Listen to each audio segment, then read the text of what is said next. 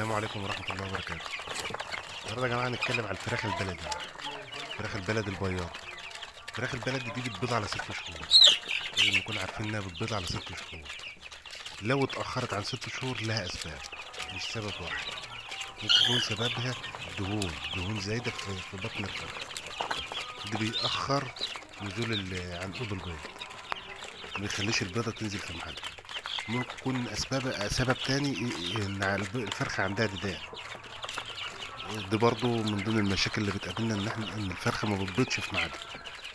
الديدان بتاكل الكالسيوم في بطن ايوه. الفرخه. دي لها علاج ودي لها علاج، لا خلاص اهو. بس لازم الاول نعرف تاخر البيضه سببه ايه.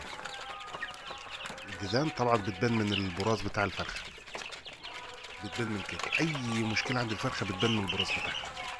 اي مشكله صحيه عند الفرخه او اي طرع عامه بتبان من البراز بتاعها. المشكله ايه؟ فلازم نعرف المشكله ايه عشان نقدر نعالجها. مشكله الدهون بتيجي من الدش الزياده في العلف. اول ما كان ضيق على الفرخ البلدي بيحب يتحرك، يحرق دهون اكتر، والدش بيسبب له دهون. فبلاش دش قبل 6 شهور. بلاش نحط دش في العلف قبل 6 شهور. السبب التاني الديدان ده تقريبا، دي يعني معظم الديدان بتيجي من البرسيم الصبح. الخضار اللي الفرخ يحبه: الجرجير، البقدونس، الكزبره، الخس. بلاش البرسيم. البرسيم من اهم اسباب ان الديدان تيجي للفرخ ان شاء الله.